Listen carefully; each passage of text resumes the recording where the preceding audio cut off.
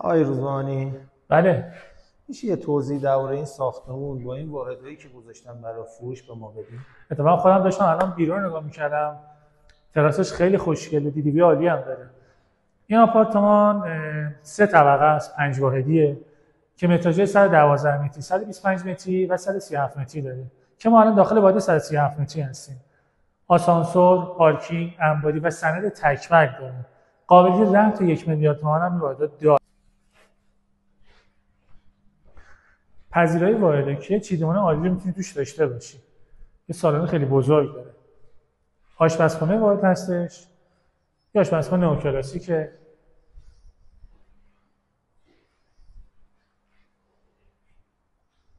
بریم تراس رو ببینیم. همونطور که بهتون گفتم تراسش خیلی خوشگله.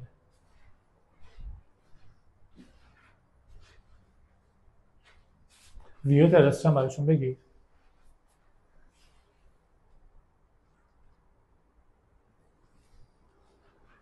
بریم فضای خصوصی واحد ببینیم. سرویس حمام واحد.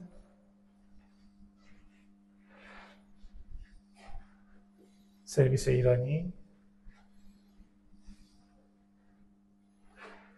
اتاق خواب اول واحده با پنجره‌های بزرگ و کمد دیواری جادار.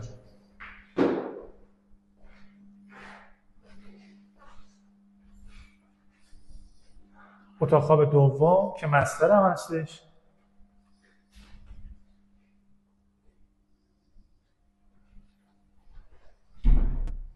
در ضمن اتاق دوم کلوزاپش.